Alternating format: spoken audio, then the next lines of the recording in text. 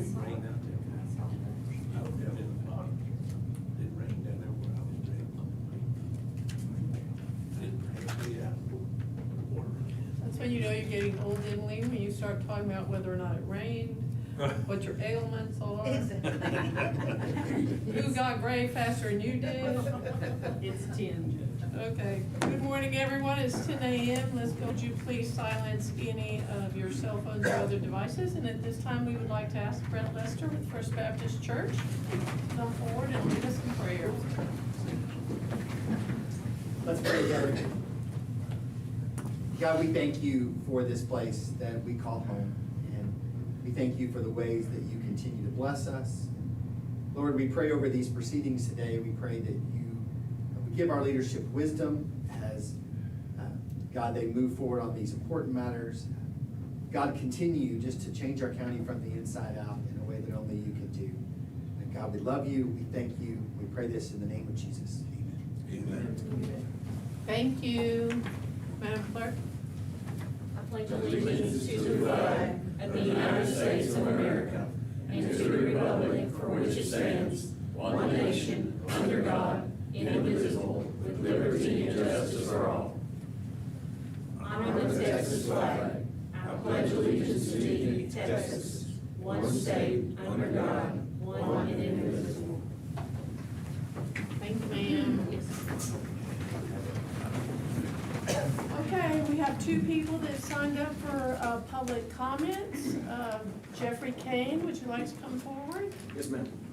Thank you. If you'll just stand at the podium, Mr. Kane. Yes, ma'am. Be happy to. The clerk is your timekeeper. Sounds You great. have 3 minutes, so go Yes, ahead. ma'am. Thank you. Again, I'm Jeff Kane. My wife and I have been living in Livingston since 2020. We are residents of Yarborough Loop.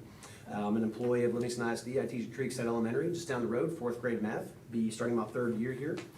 I'm coming on behalf of our neighbors, just a little concerned of the state of Yarborough Loop. I've noticed on the northern end of 3126 between 2457 and 190, we're the only road that's still dirt. And just concerned as after every rain, it washboards out, the road is falling and potholing. Notice since the start of the year, it's only been regraded 3 times.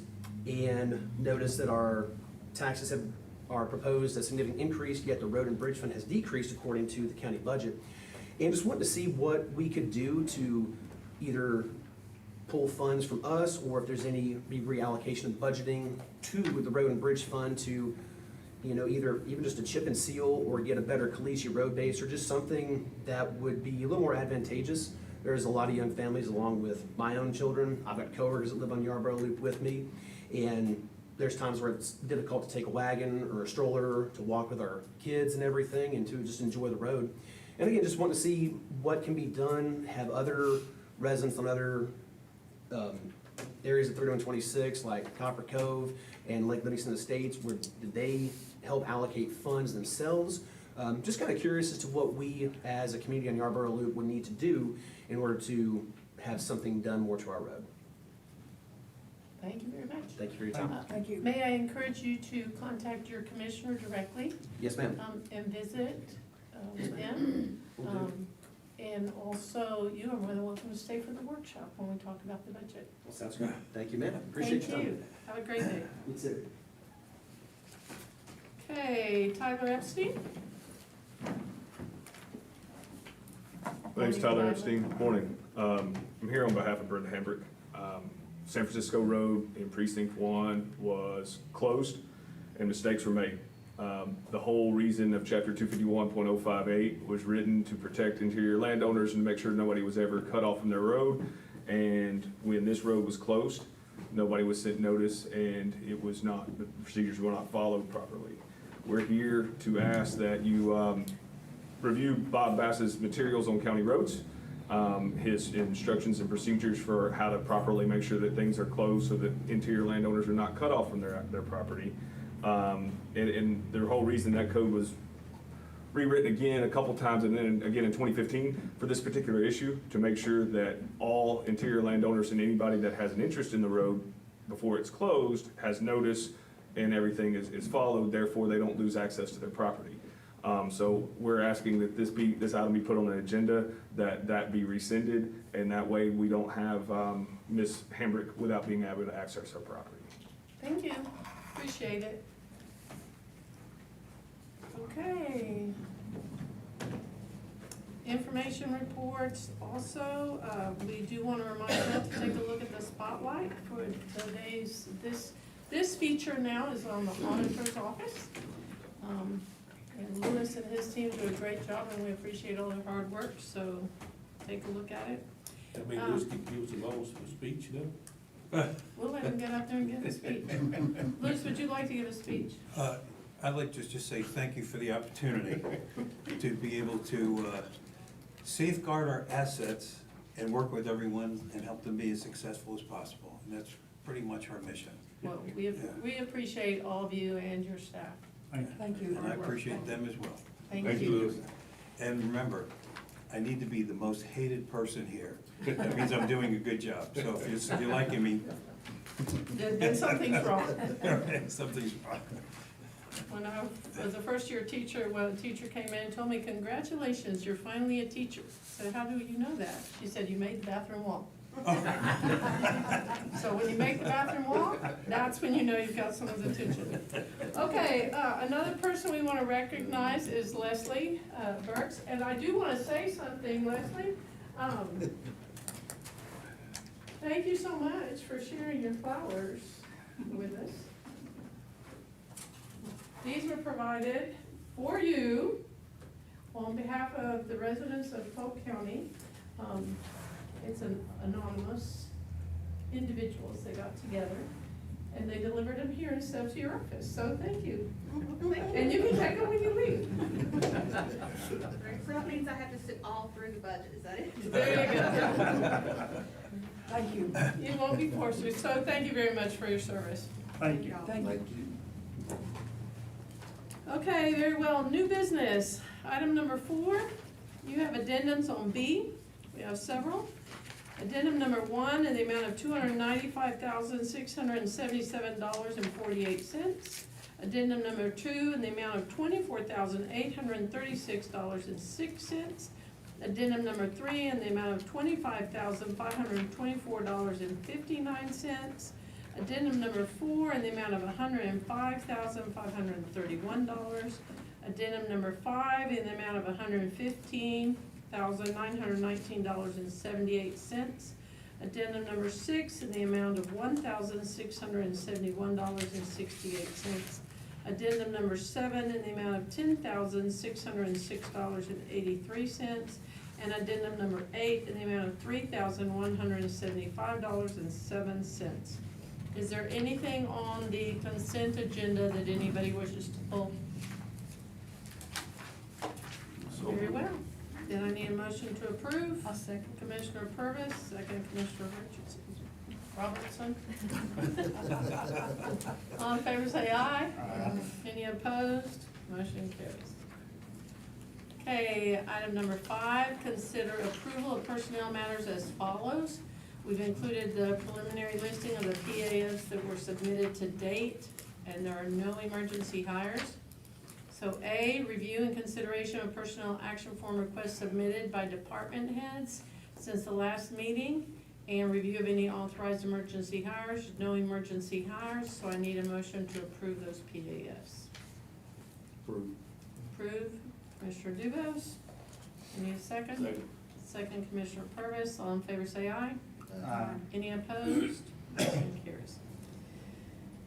5B, receive and record personnel action forms submitted by elected officials since the last meeting. We're just asked to accept the personnel action forms, which have been cleared of all pre-submittal criteria, and additional forms may be submitted, but we didn't have any additional ones. So that's just to receive and record.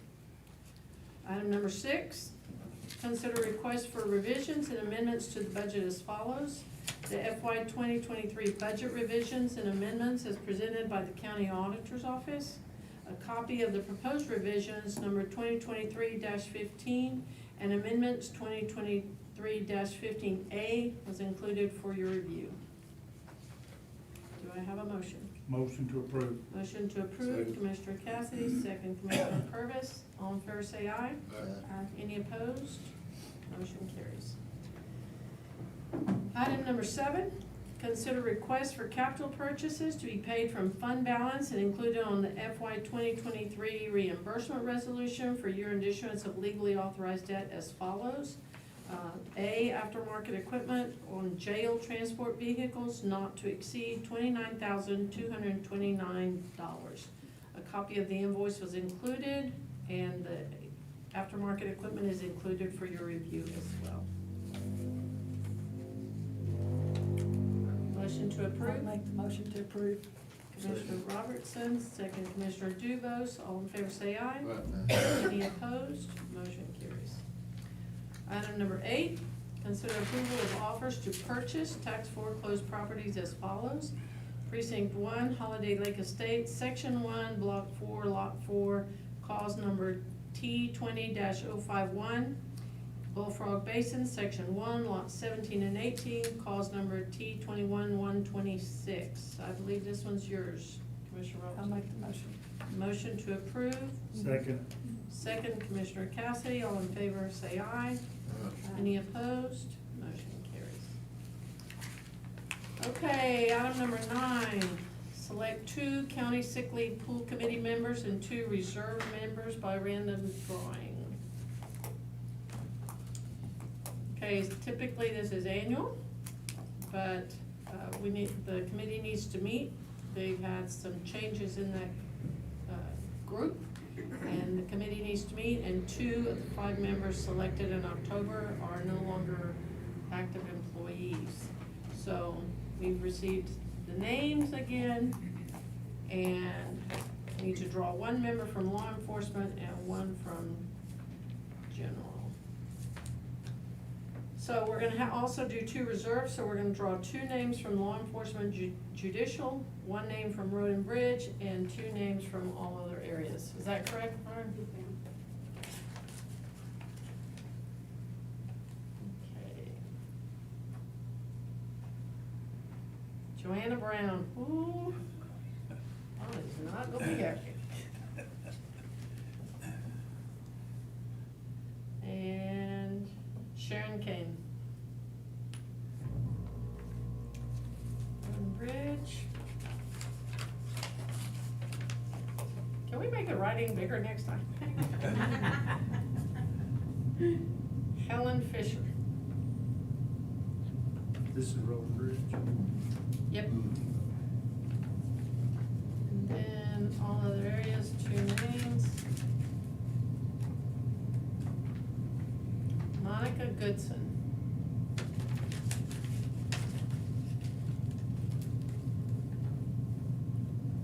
And Rachel Hill. Wow, you got loaded in with women. Okay. Item number 10, discuss and consider approval of amendment to agreement with Integrated Prescription Management for indigent healthcare programs. We terminated our services with Script Care, and since then, the Department of Health and Human Services has done some drug pricing standards. We had asked for a representative to come. Unfortunately, she was unable to make it today, so I would like a motion to table this for the next Commissioner's Court. So moved. Second. Commissioner Purvis, Commissioner Cassidy, all in favor say aye. Any opposed? Motion carries. Item number 11, consider approval of memorandum of understanding between Polk County and Polk County Precinct 1 Constable to provide Constable Reserve Deputy Patrol in Precinct 1. Constable Scott Hughes has requested the approval of another MOU, which is included for your review. And this MOU will allow Kent Martindale to receive compensation of $20 an hour for up to 30 hours per week through Polk County Precinct 1, which is his seizure fund monies. And those funds have been approved for this purpose. I'll make the motion. Second. Very well. Commissioner Robertson, Commissioner Dubose, all in favor say aye. Any opposed? Motion carries. Item number 12, discuss and consider request from sheriff to review options for contracted security to assist the sheriff's office as needed for inmate medical transport and supervision, and discuss funding options. We included the letter from the sheriff in your packet as well. And he's requested this due to the shortage of deputies, and mostly it's a request for him to review his options and see what's available. Good morning. You guys have a copy of the letter that I sent out, as well as with the shortages that we have when it comes down to my deputies as well in the jail. We have some other things that have been brought to the light, reference to some of the municipalities who will make arrests if presented with currently, if someone shows up in jail and the nursing staff or even the correctional officers feel that that individual needs to have medical care, we've placed that task on that arresting agency. We have been given copies of opinions from AG's office that's saying that if that individual is represented with a commitment, then we have to take that individual. And in doing so, that means that now I'm responsible to get them to the hospital, set on that individual. And staffing is already an issue reference to that. And that is going to even pose a more, it's going to be harder being trying to cover those as well. So I've been talking with some of the sheriffs around me and across the state, and this is one of the avenues that they've gone, is hiring particular companies, they call contract companies, that they hire deputies, pay them, they pay them themselves, and we pay them for going out and sitting on individuals. You know, we have just exhausted our means trying to find folks. And what's good about these particular companies, they will first reach out to the deputies here in Polk County. Not just deputies, officers throughout the county. And if no one takes it, then they will open it up to the surrounding counties. Especially for those that may go down to Houston or other agencies, or long-term care, even in our local facilities. They will reach out to other agencies, kind of opening up the applicant pool for these specific jobs where I don't have the reach. It's a growing problem, and it's one that's going to continue to grow. And as the courts or the Attorney General's opinion has stated, in some cases, it's going to be my responsibility, whether I agree with it or not, that I'm going to have folks that sit on these inmates or individuals who may have even mental illness. It may fall back on to the point that it's my responsibility, and I need to be able to have some avenues of being able to reach out to be able to get some applicants to be able to cover these positions. So basically, one of the things that has happened with the sheriff and with the jail is that if an individual is comes into the jail with some issues that occurred during the arrest or because of altercations or whatever might have happened, then the responsibility and the liability gets shifted to our sheriff. Even though it may not have been his staff, it may not have been his employees, it was a completely different agency. And so obviously we have to do something to protect them. And furthermore, not only does it shift the responsibility and the liability, but given the conditions that all law enforcement agencies are faced with right now across the entire country, across the entire country, and certainly across the state of Texas, well, then we're gonna have to move forward with some kind of plan that allows some flexibility for the sheriff. And so the request right now is basically for him to start looking at some options, because obviously it's gonna have a budgetary impact, so that we can start planning for how to proceed. Does anyone have any objections to him proceeding? Just looking at some options right now. Yes, sir. Yes. Yes, sir. Yeah, he's looking at different options right now. He's researching what other sheriff's offices do and what would be the most logical way for him to be able to proceed, which also allows us, this group, to take a look at how much funding is going to be needed or what the plan needs to look like. And if you third party this out to somebody to pick them up, does that take the liability off us financially at the county? Not financially. Not financially. It shares the civil liability, but will never ever be removed from civil nor financial liability once they've been presented to me. Basically, once he accepts an individual, once they go into his jail, then the liability is on him. And the cities are relieved of anything, Correct. no cost, No, nothing. liability, nothing. Correct. No, they do try to, like if they're brought in with some kind of, disability or something going on right now, they do try to make them, hey, go to the hospital first. And You know that's, what I mean? and that's what Yeah, the problem, yeah. we've been pretty good of having a decent share, being able to say, hey, guys, they really need to go to the hospital, get checked out first. Well, some of them have done their homework and they present a commitment, I can't turn them away. Because even though the sheriff at the jail is saying first they must have medical clearance, well, if they present with a magistrate with an order, then Yeah, once they're cleared and brought in, sometimes you don't have a choice but to Yeah. accept them. Yep. And then things happen, and then, you have to take medical. And that's always been a problem, and it's just getting worse with the shortage, too. So that's the thing, if we're just able, if I'm allowed just to reach out to a couple of companies that some of these other sheriffs are using, just trying to see well, we what can would it start cost. taking a look at some estimates and start taking a look at some plans and what's available. He's Yep. asking to be able to research it, and And bring it back to the we board. would like to help him research it and participate in the project and certainly support him any way we can. Approve. So I need a motion. Motion to approve. Second. Commissioner Dugas, Commissioner Robertson, all in favor say aye. Any opposed? Motion carries. Thank you all. Thank you. Item number 13, discuss and consider any and all necessary action regarding bid number 2023-12, Road and Bridge Precinct 4 Remodel Addition. Bids were due on Thursday, May 25th, and Stephanie Dale forwarded copies of the proposal that was received for the Commissioner's review. The copy of that proposal is also included for your review.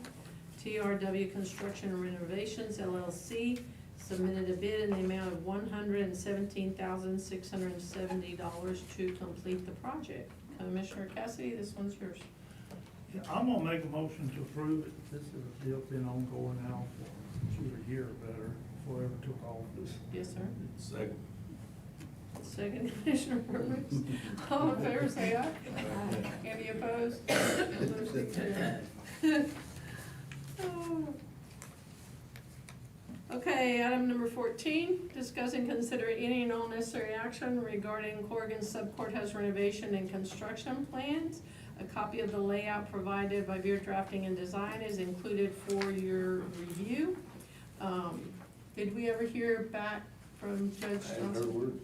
Okay, basically what was provided to us for review, included a wall with a door that cut off access from one side of the building to the other side of the building. That's the only issue I see with it. Basically, what is being proposed is that, the judge, the JP office be flip-flopped, swapped over with the tax office and the county clerk's office and the probation office all being put on the other side. The problem I have is with this wall right here. That wall would limit access within the building.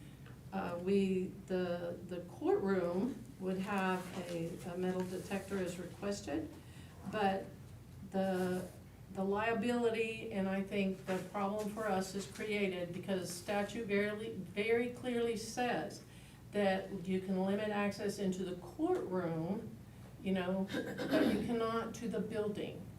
So for example, in the courthouse, which is a courthouse, people can go in and out of that building with guns or knives or whatever. The only place they cannot go in is the courtroom itself. And the statute is very clear about that, and so my concern is that if we put a wall here, a barrier, that does not allow for access into the whole building, that is a public building, by definition, it belongs to the public. Furthermore, if anyone comes in on the JP side, then they would have to come back out of the building, rain or shine, or in a wheelchair or with canes potentially, walk around to come in if they have business on the other side as well. Anyone that's on the JP side that needs to go to the restroom is gonna have to come out of the building, go around the building, rain or shine, to get to the restroom on the other side of the building. So, those are my concerns.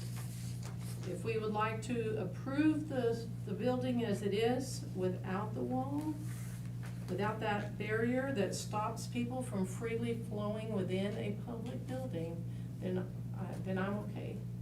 So, what is the court's pleasure?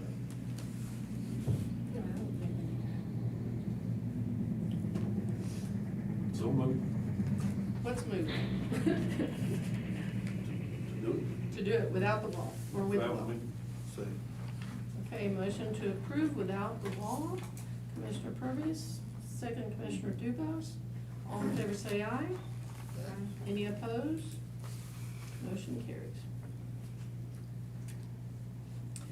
Okay, another thing for the court's consideration regarding this, and this is an information item, because we will deal with it further down.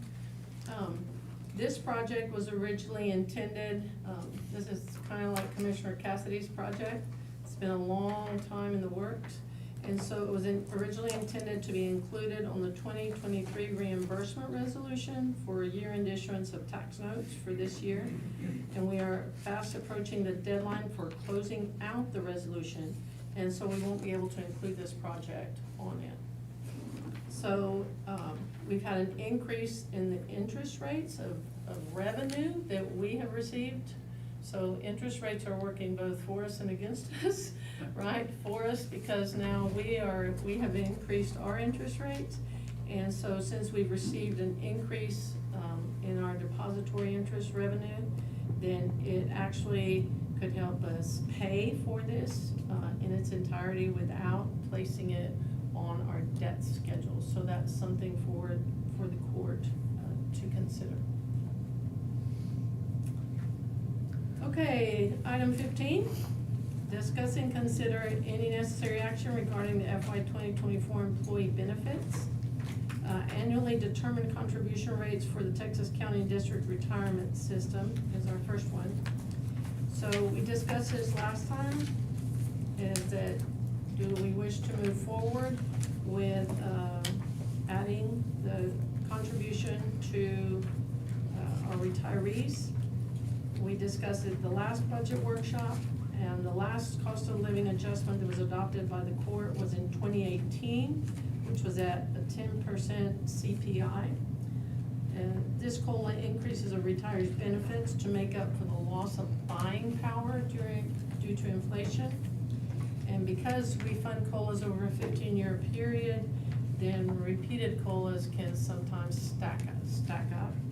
So the CPI-based COLAs use the Consumer Price Index to restore the lost purchasing power for each retiree based on their original benefit amount and how much inflation has occurred since they started receiving their benefits. The flat rate COLA increases the retiree's benefits payments by a percentage of what the court chooses, up to an annual limit of 6%. And in that case, all retirees get the same percentage increase. However, it will not restore each retiree's purchasing power, and it might take care of new retirees, but really does not cover your older retirees. So one of the things that we would like for the court today to decide is how they would like to move forward, because this does have a budget impact, not just for this budget, but for budgets to come. Keep in mind that we build what I would call a need-based budget, not a we've got money so let's spend it budget, but a need-based budget. So I really need for the court to decide how you want to move forward, or if you want to move forward in terms of providing retirees with CPI COLA, flat rate COLA, or nothing at all. So if you go to church hard, the 10%, if we do a 10% CPI COLA, then the budget impact for this year will be $43,532, which will lead to a 2028 budget impact of $254,272. If you stay within the same range, a 2% flat rate COLA, the budget impact today would be $55,750 for a budget impact in 2026 of $266,510. So I guess the first question is, do you wish to consider doing a COLA for retirees or pass? The last one was 2018.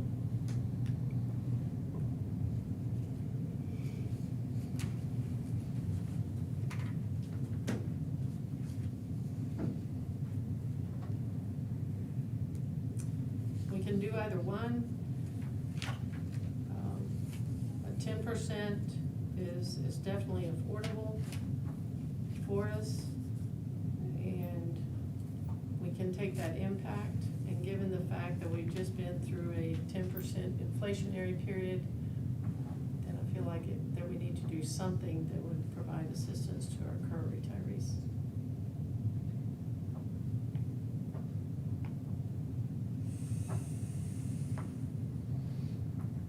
So with the current retirees, and that impact would be what, you said 254,000? In 2028. 2028. 2028. This year it's 43,000. Yes, ma'am. This year would be 43,000 and a half, basically.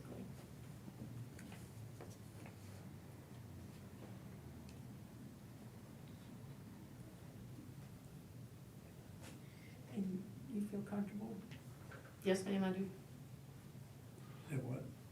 feel comfortable with this? Because I do think that our retirees, we need to remember them. Absolutely. They provided a service to the county. It was a long-term service if they're receiving retirement benefits. And of course, we do, we do more for our retirees than just about every county in the state, because we also provide the health care benefits, which not necessarily every county provides. I think the number of counties that provide the additional health care benefits is down in single digits now.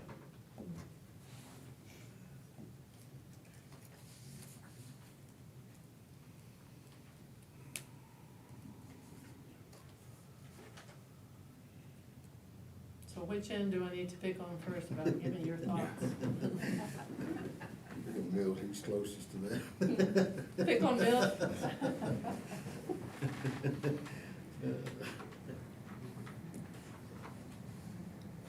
I was just trying to figure out which one The they get the most, benefit out of, whether it's the CPI based or the flat rate. The CPI base is gonna benefit your retirees that have been retired longer. Yeah. So it's gonna be it's gonna be, I guess I would say, more equitable, because those older retirees are gonna get that 10%, right? And it's gonna be based on their retirement package, based on their longevity of how long they worked for the county. It's gonna factor in those things. The flat rate COLA just says, okay, everybody Everybody straight gets across the 2%. board. Whether you work for us for 30 years or 15 years, it doesn't matter. Everybody's gonna get the same percentage. I like 10%. Okay, 10% CPI. But Okay, I'll second that. okay, does that come as a Can be, motion? yes, ma'am. Commissioner Purvis, Commissioner Robertson. Because I do feel Get very y'all strongly started. about our retirees. We didn't get y'all No, started no, yet. I'd have to agree with the 10%. Well, and that's, I'm gonna back up and say, okay, is there any further, do you have any questions? I don't have any questions on that. I would go full, Okay, for the longer they work, the more they get out of it, so. Commissioner Dubus? I agree. Take care of the retirees as well. Okay, all in favor say aye. Ah, Any opposed? Motion carried. Okay, item B. And this is can be a food for thought. We'll decide how to proceed. We just received this information, so this is your employee health coverage for major medical. So the TAC benefits pool provided the employee benefits renewal packet, including the option to renew our current plan, which increases rates for both the county and the employee dependents. And it has two additional options, which also would increase. Option one is increase or reduce, which would be option two, which would reduces the premiums for both the county and the employees. Okay, so to renew, if you look at if you pull your, okay, you have your chart right there. Okay, if you look at the chart, if you look at the rates, our current plan is listed, that's your first column. And so the employee only is at $914.42, which the county pays for. Employee with children is $1,342.20. And the employee with children, keep in mind that $914 of that is our bill. So it's only the difference that they would provide. Employees with a spouse, and then employees with a family. So basically, the employee and family, the employee themselves would be paying over $1,000 a month, okay, for their family to receive health benefits. Okay, so to renew the current policy, there are no changes to the coverage, no changes to the deductible. Basically, everything stays the same. The employee premiums will increase from $914.42 to $965.62, which is a difference of $51.20 per employee per month for the county.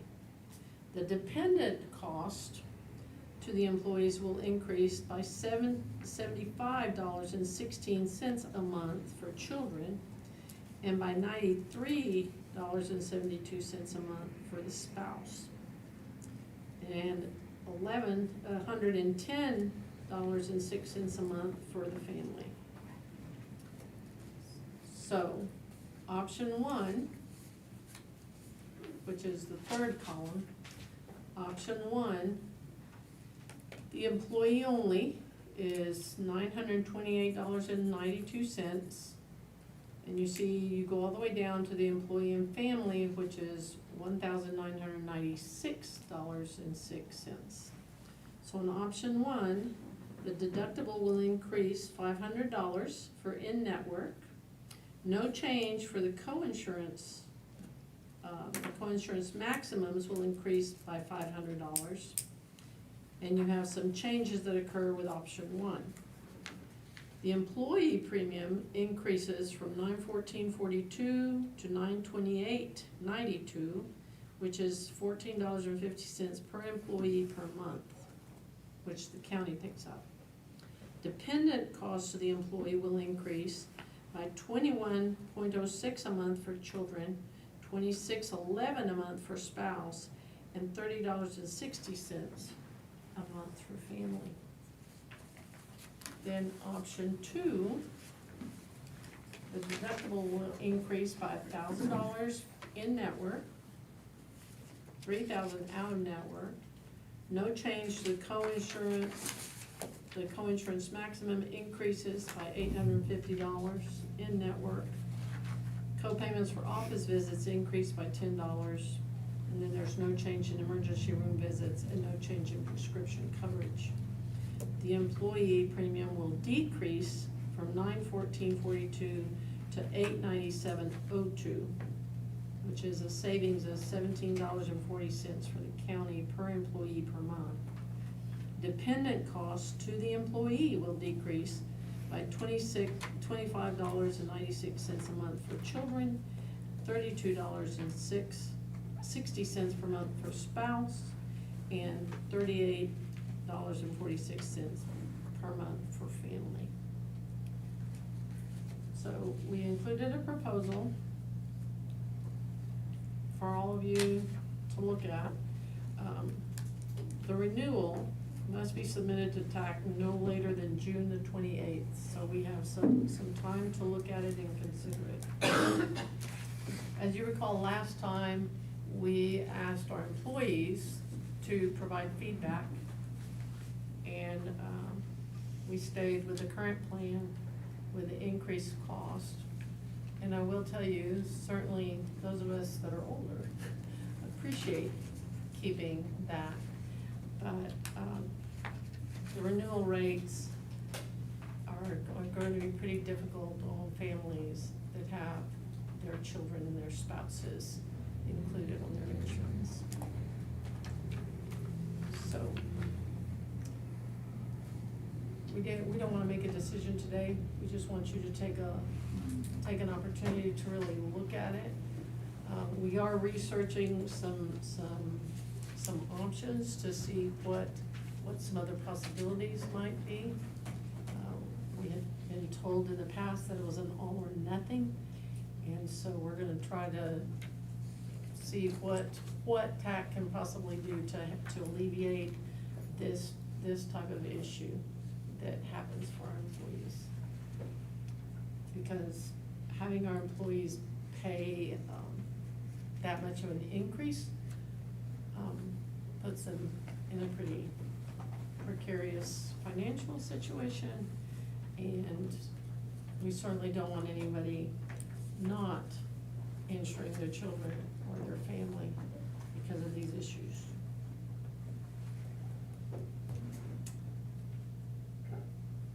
Any questions?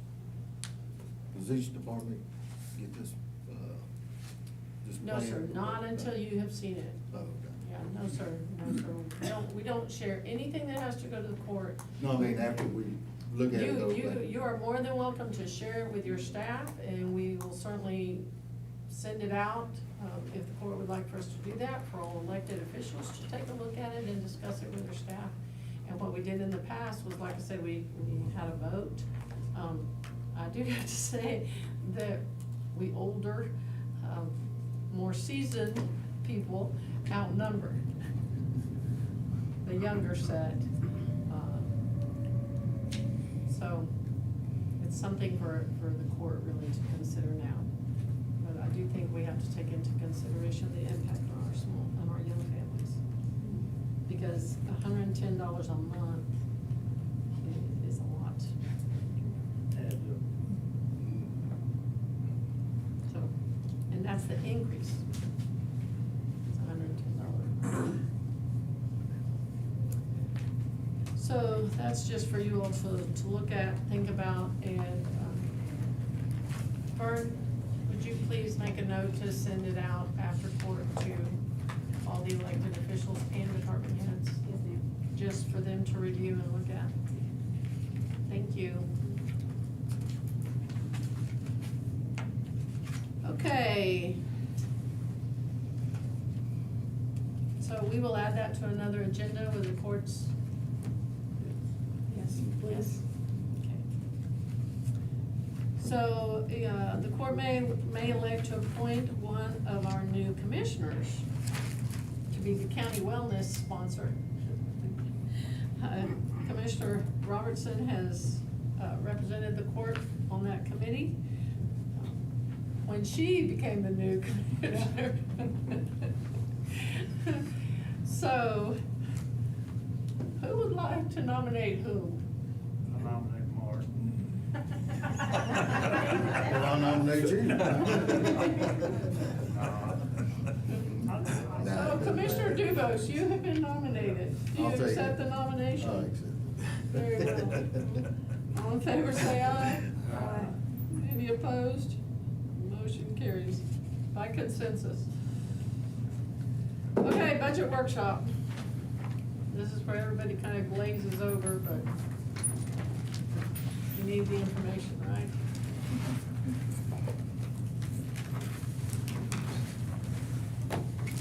Okay, we included a copy of the tax note worksheet for your review.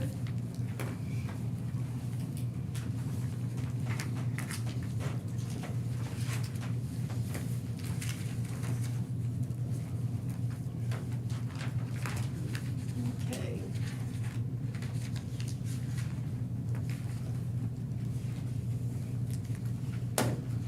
Okay, what you should have is 2 sheets of paper, one that says the debt schedule on it, and one that has the 2023 reimbursement resolution detailed.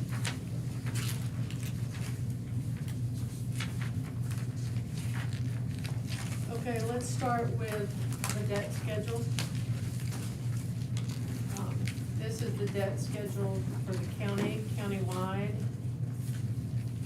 Ignore the pink marks, that's me.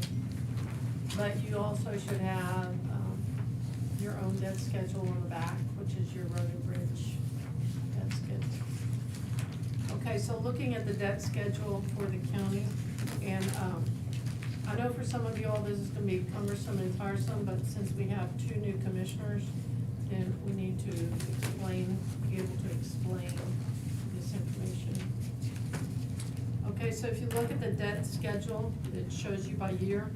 So FY 2023, it shows you all the different debt that we had, with the energy saving program all the way down to our 2022 tax notes. You're gonna notice that the judicial center has finally fallen off our debt schedule. So if you look at 2024, which is the budget year, next. Right, there you go. Okay, so if you look at their FY 2024, which is the one that has the blue arrow above it, it shows you the debt that will be in this budget year. So the judicial center will be gone, but we still have several, other tax notes and obligations, reference bonds. So if you look also next to each series, it's gonna tell you the, interest rate. So the 2018 tax notes were issued at 2.87, the 2019 at 2.3, the 2020 at 1.291, 2021 at 1.209, 2022 2.325.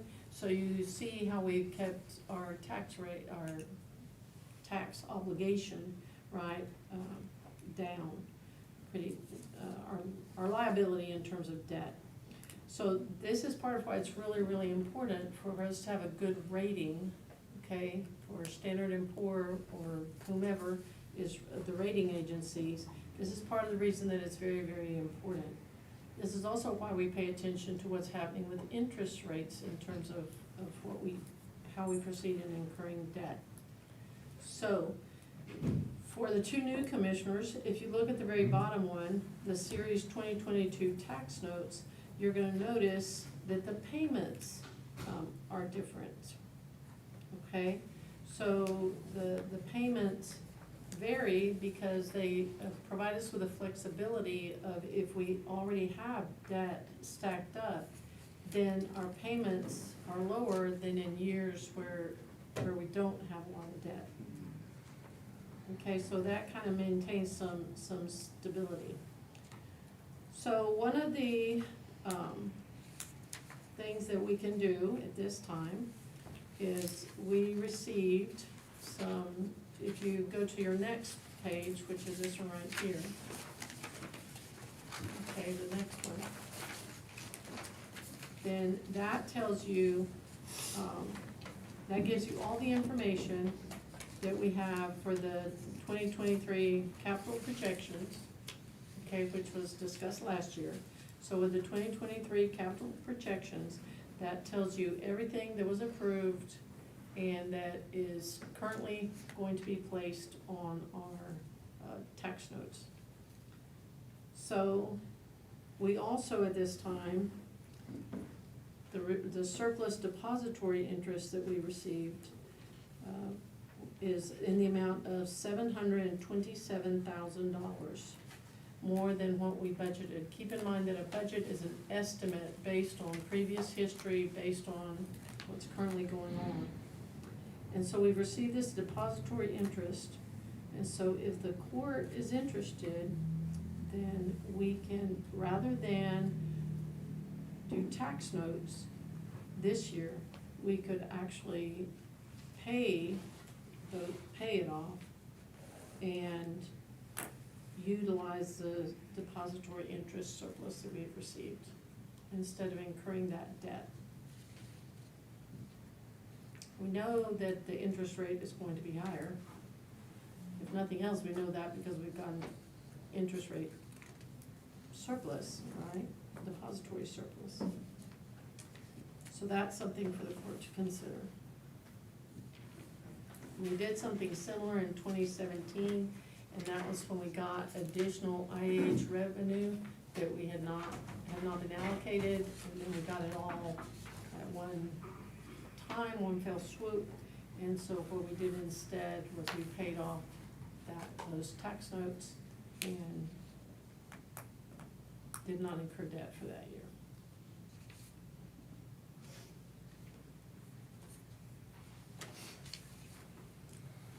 Any discussion? So how much would be paid off? I believe the total, the general fund total is, bless you. Thank you. You see the numbers right there, the 586,074, I see. 208,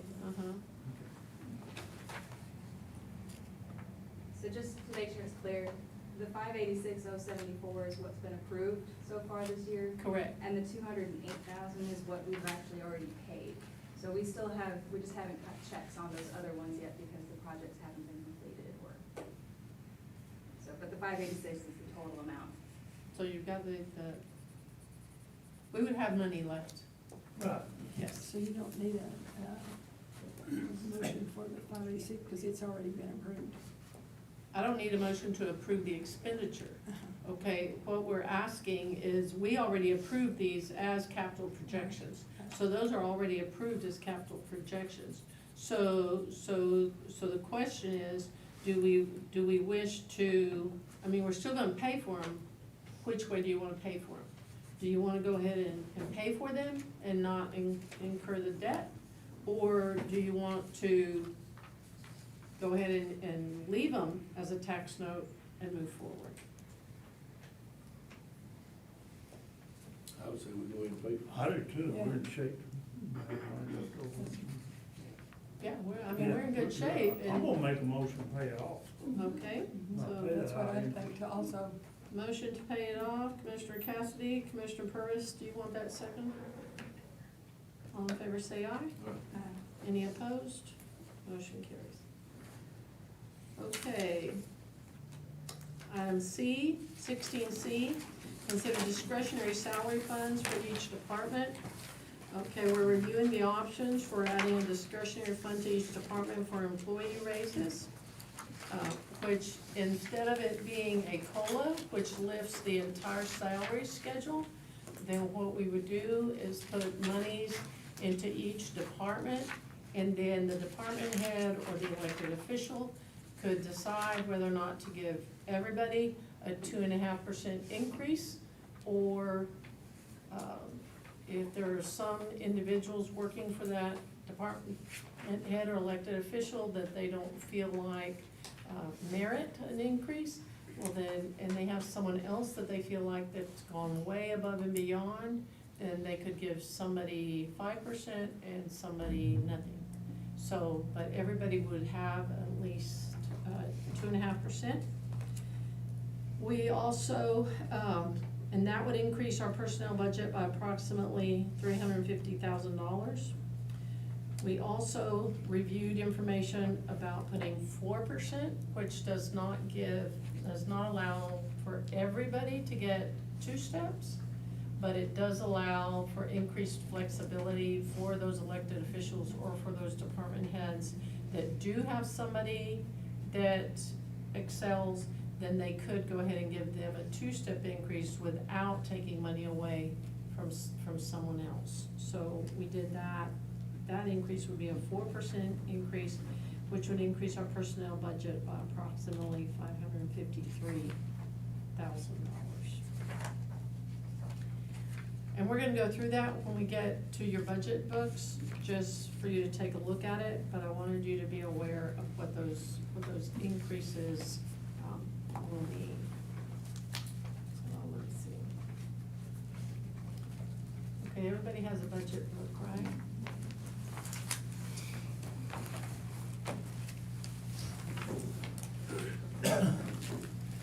So let's start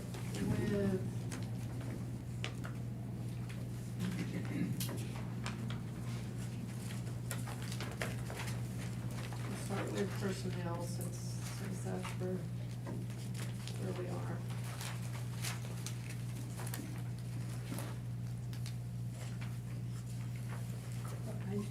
I'm gonna hand it to you.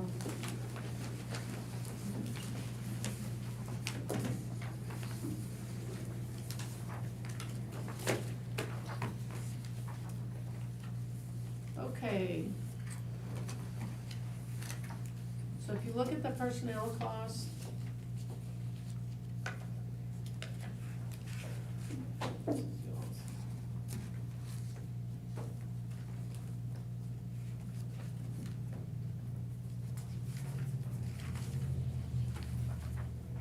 look at the personnel costs. And these are just this is just information for you all to look at or consider.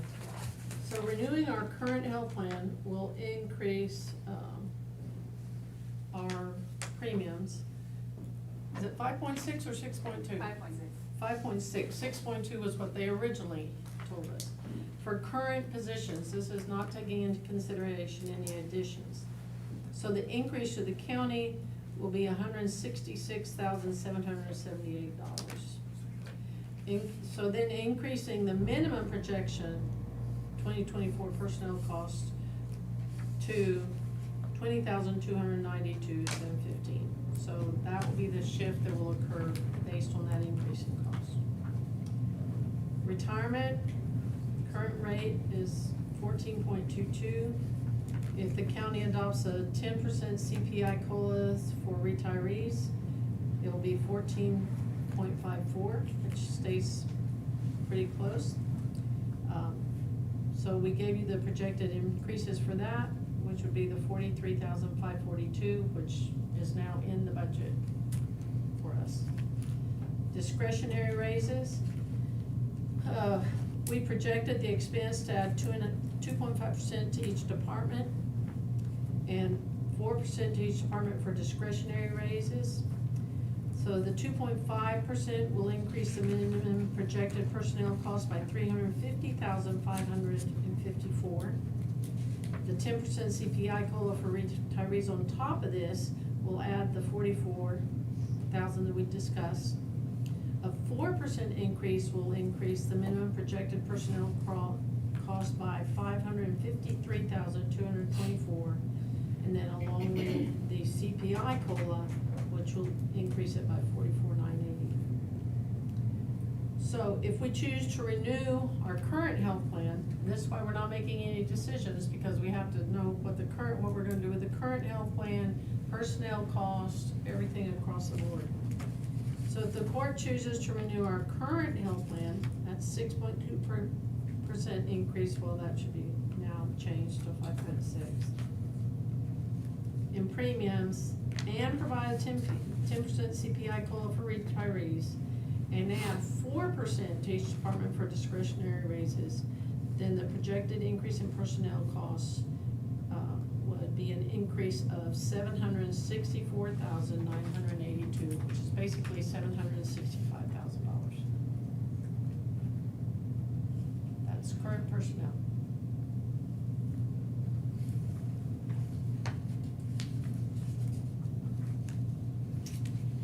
Okay, if you flip the page on that, okay.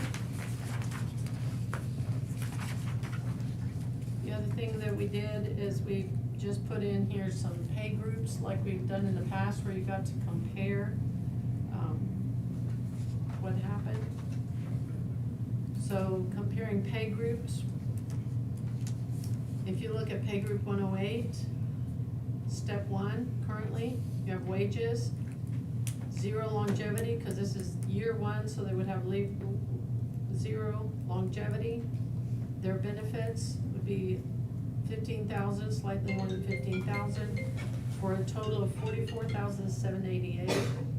That same pay group, assuming that they've had an increase in COLA after 5 years, and that they've gone to step 2, the total package, now their longevity is $1,000, their benefits, and again, these are projected because we don't know what's gonna happen in 5 years.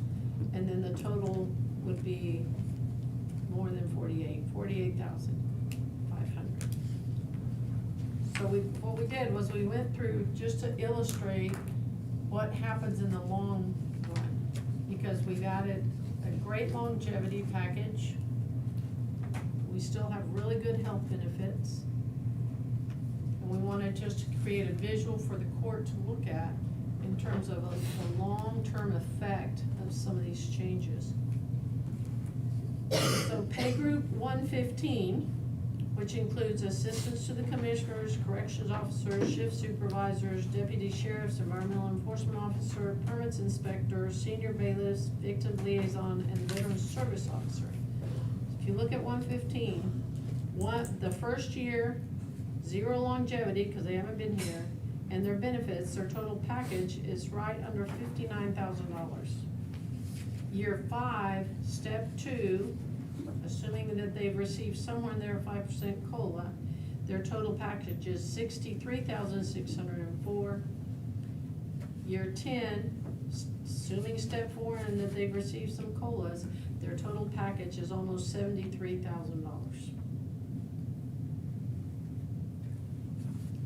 Because by then, they're receiving a $2,000 longevity, right? They're still receiving their health benefits, still receiving the retirement, et cetera, et cetera.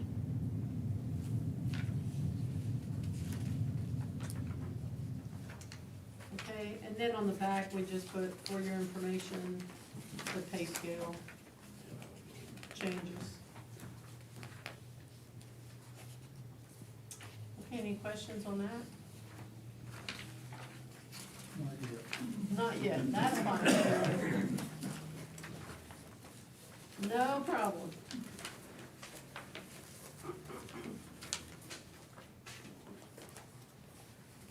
Okay, what we do need though is a little bit of feedback. I really would like for us to try to build a budget that has the 4%, because I feel like that we're still trying to catch up a little bit in terms of some areas, and actually the county as a whole. And that will create some separation between our more experienced, seasoned employees, right, and people that are new hires. So, if the court's okay with us attempting that, then let me know. This is gonna put 4% in everyone's. It would start out under the court. We would originally just put everything in there under the court, so that we can look at it as one impact. And then if the court approves the budget with that 4%, then we would distribute it out to the different departments and elected officials. But right now, though, you're wanting to just do some more worksheets and. Oh, we would do more worksheets, but what we're going to do is we're gonna start out with it in the discretionary raises line item, so that we're looking at that. We don't wanna muddy the waters by putting things in and taking things out of department budgets. Each employee, 4%. No, no, each department. Each department, Each 4%. department would receive discretionary funds that would give them enough money to give everybody in there a 2.5% raise, but then allow them to take that additional money and give discretionary raises to the individuals they felt had gone above and beyond. And keep in mind that some of these funds, okay, let's say, we're gonna pick on the sheriff since he's here today to be picked on. So the sheriff has a very wide range of employees in terms of what they make. And so the lower tiered employees, he can give them a two-step increase a whole lot easier than he can give one of the supervisors, right? And so that gives him the flexibility of everybody getting one increase, but then he can decide, does he want to give these individuals over here an increase, or these individuals over here an increase? He has the flexibility to decide who's gonna get it, and he's limited only by the amount of money that he has received. But he also has flexibility. Now, once we put it in that department, once we put his money in his department, he may say, I'm not gonna give anybody a two-step increase. That is his money to roll over to the next year. So if he decides, no, I'm gonna hold that money until I can give everybody that works for me a 2.5%, then that is his decision to make, not the court's. It gives each elected official flexibility, right, without anyone up here being involved. But you can give it, but you don't have enough in there to give everybody one step. You will have Then nothing you'll have in there 1.5% that you can. that you wanna can give do whatever you somebody wanna too. do. Mhm.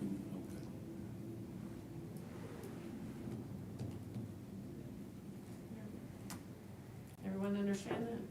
Makes sense.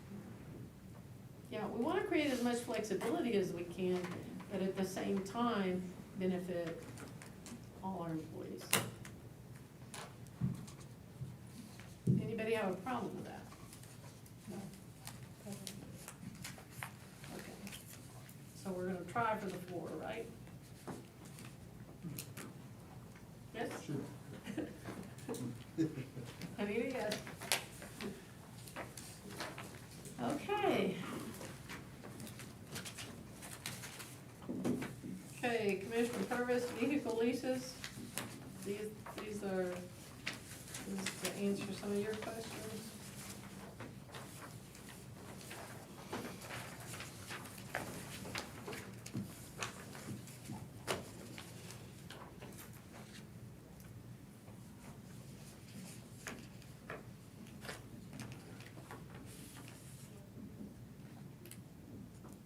Okay, that's the information about where we currently stand. We are still basically in the, trying to work through all of it, make sure that it's still viable and still a good alternative. So far, at this point, it appears to be working to our advantage, because basically what you're looking at is the leases as opposed to debt. Because keep in mind that the debt, when we go on capital projections, and on capital projections, it sits there for 7 years, whether we own the vehicle or not.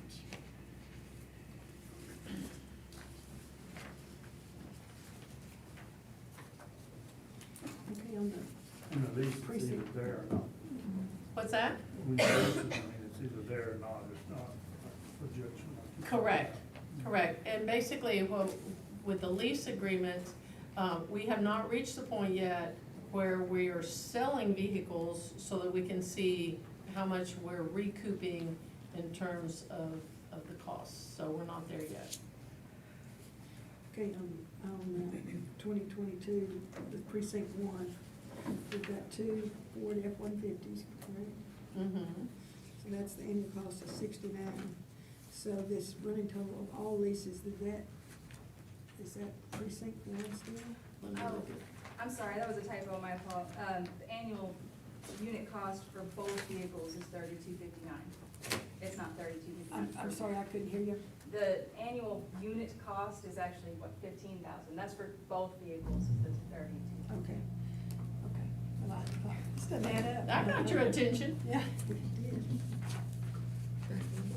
Yeah. Thank you. Okay.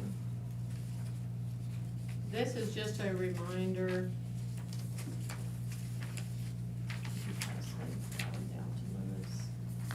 Notice I meant to make you a copy of all of these and I didn't. I'm sure I'll get them. You do. You get them anyway, so. Okay, this is just basically a reminder before we go into this budget book of what those numbers look like in terms of the increases that we've had in our utilities and postage, office supplies, and copy machines.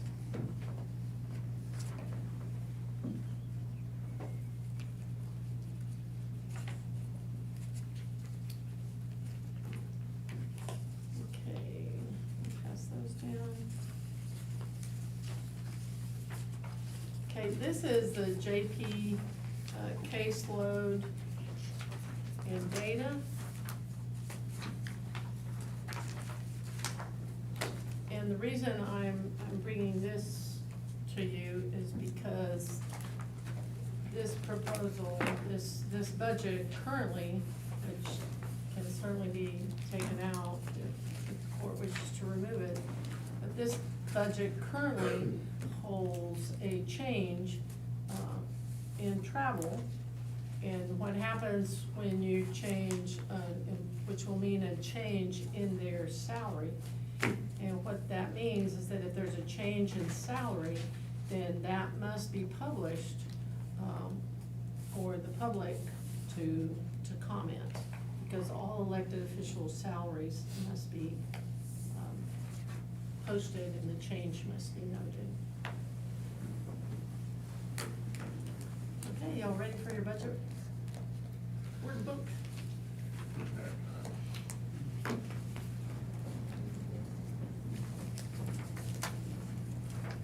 Okay, so Commissioner Dubus and Commissioner Cassidy, we do not go through this line by line. You get this, and you can use it for your reading entertainment when you can't sleep. So basically what I do is I go through and we tag some pages where we think changes have occurred that are notable. So, page 1, right at the front. Again, this is a need-based budget, and then we will add things as we see fit. It's based on projections. At this time, our property taxes, do you need a pen? Our property taxes are not included because the CAD is still reviewing, they're still under some protest. And so Chad Hill told us that it would be the middle, possibly the end of June, before we get our tax information. So we just left it as it currently stands. It includes the 2.5% increase in personnel. And it includes an increase in health insurance at this time. So we will see how the court decides to proceed.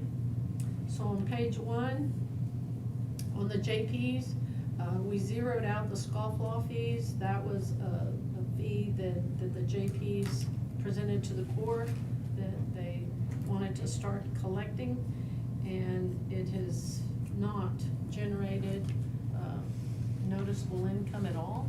And so we just zeroed it out of the budget so that it would not throw off our projections. Okay, if you flip to page 2. Say, we are leaving, again, we're still on JPs.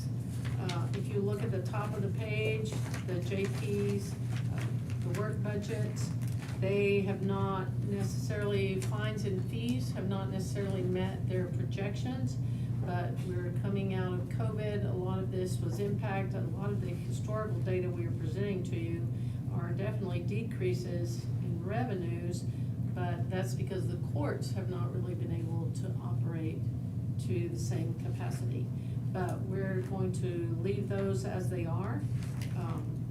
And keep in mind also that we have a new JP in precinct 1. So when you're looking, when you're reviewing the JP data that I gave you, then keep in mind that this is Terry Mayer's first year in his JP.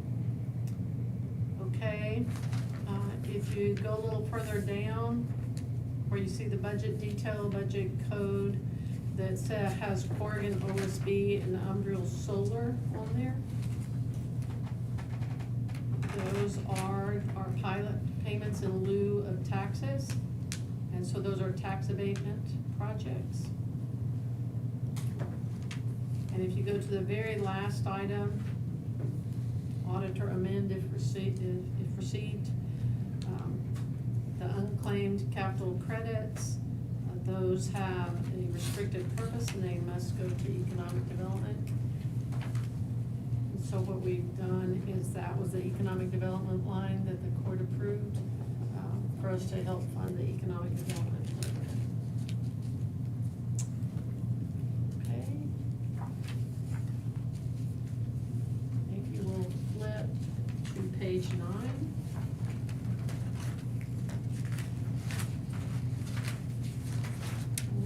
Placed some software changes that are countywide. We actually placed them in my budget, and those are all updates and improvements for countywide software programs. We just put them in the county judge's budget. On Commissioner's Court, the discretionary salary pool,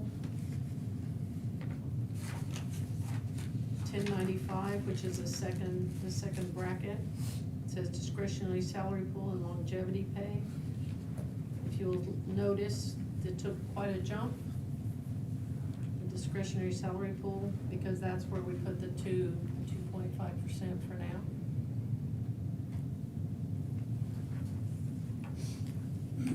And we will increase that.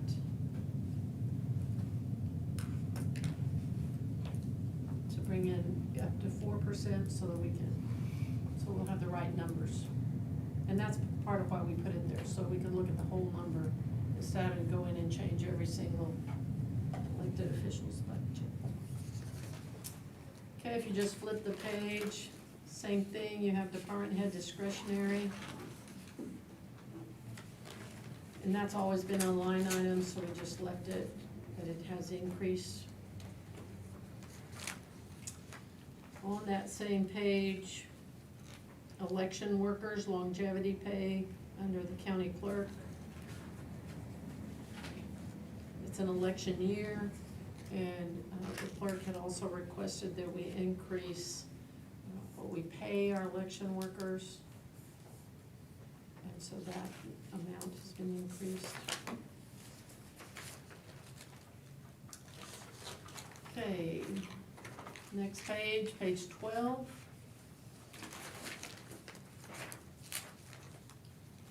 Very bottom on office supplies, postage machines, etc. All of those were increased to reflect the current costs and trends. And then the same thing with the top of the page on page 13. Those are the same increases that we showed you in the handout. And keep in mind that some of these, if you look at our current year-to-date activity, then it looks like an over, but you have to look at the previous activity. And keep in mind that July through December are our most expensive months, excuse me. So that's where the bulk of the cost is, and we're not there. Okay. Now if you will flip to page 19.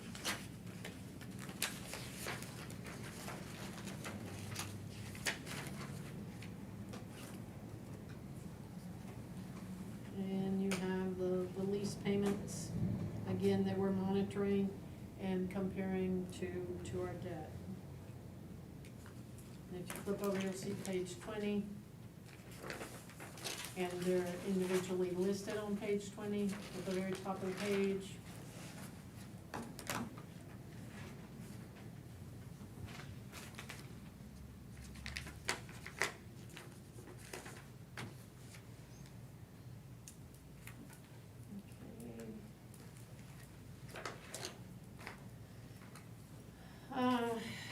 Page 28 is the beginning of the JP budgets, not revenue, but their actual budgets.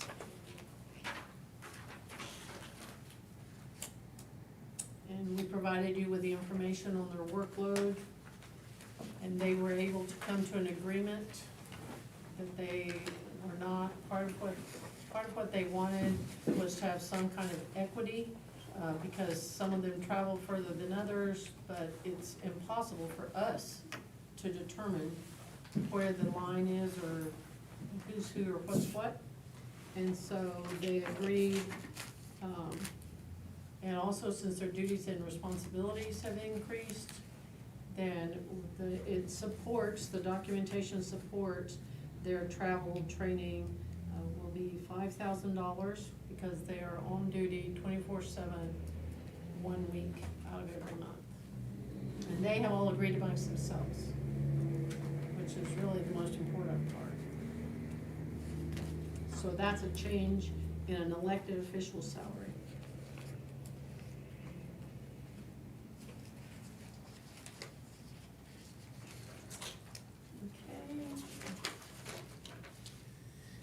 Page 32, and that's just the beginning of our court. So we have increased all attorney's fees for the district court and for county court at law. We just wanted you to be aware of that.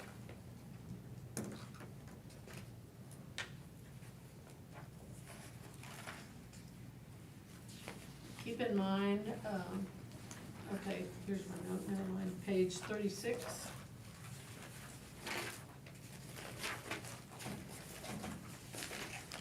We have our district attorney.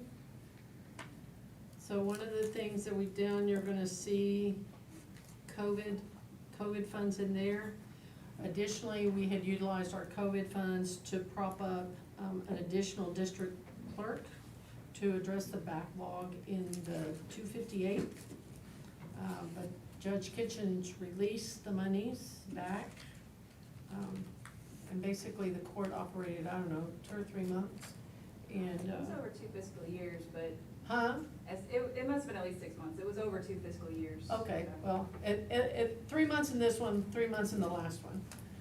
So, he released those funds back, said that they were okay.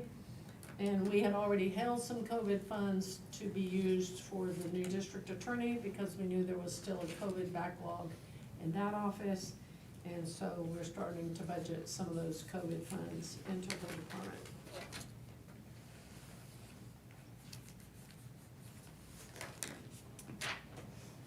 Okay, and then page 37. You get to the problem children of Polk County, which would be the jail and the sheriff.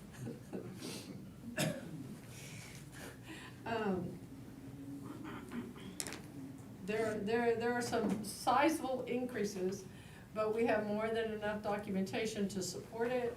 I mean, there's not much that the jail can do. If food prices have increased, then nothing we can do about it other than increase the budget to reflect those. So these increases are, we haven't made any changes in them. It's increases due to inflation and also increases in the jail population. And hopefully, we're gonna get some relief for our jail as we start moving cases and getting people out of the jail instead of still piling them in there. Okay, and then, page 51.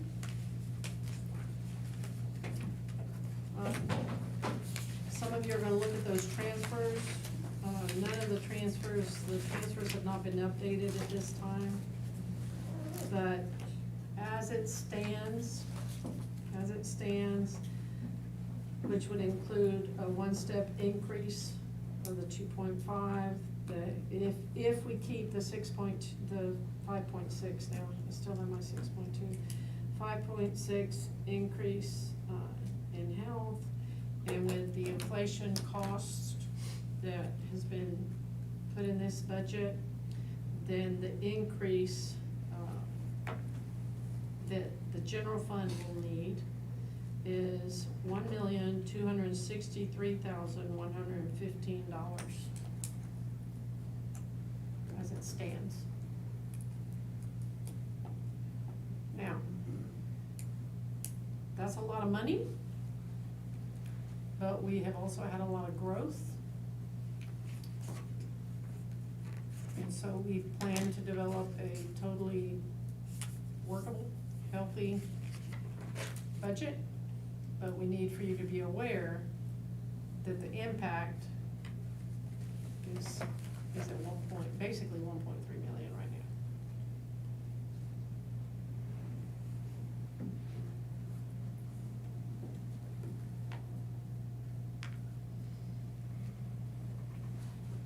So,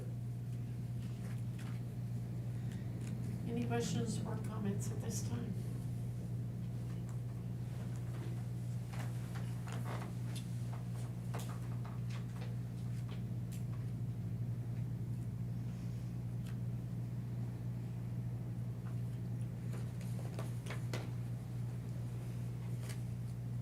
If there are, call Lewis.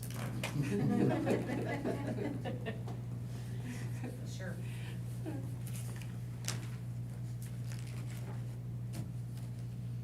I'm sorry. Review it, Lewis, and then let us know. I see it. I'll look at it. Thank you.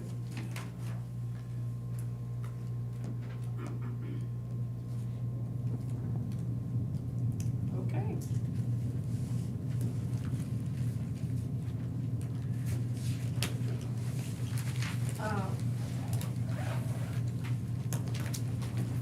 For any new commissioners, if you have specific questions, if you will email them to one of us, we will do our best to answer your questions.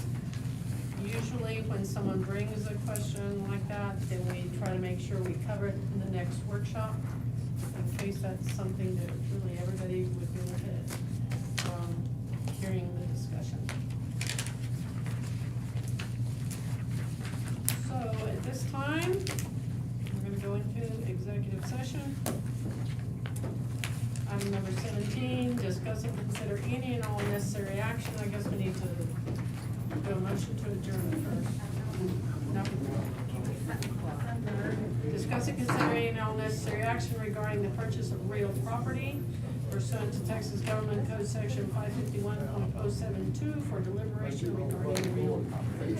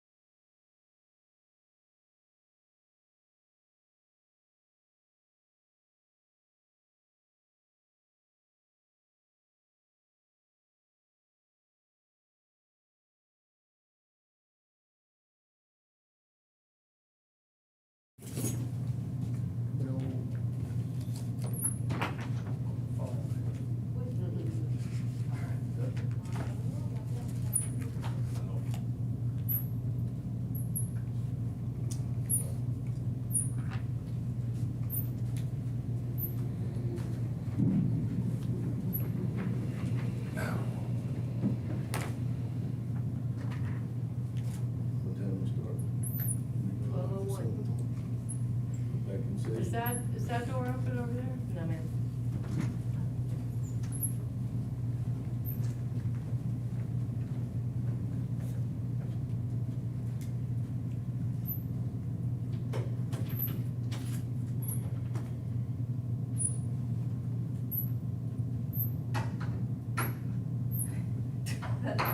It'll stay down, it just won't stay up.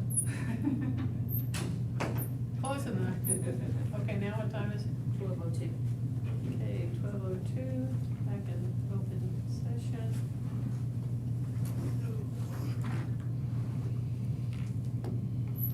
So at this time, no action, no motion, just allow Mr. Purvis to move forward with any negotiations. And then you move forward with. Me to move forward with any negotiations. Yes. Will do. Okay, Motion to adjourn. Second. 12:02.5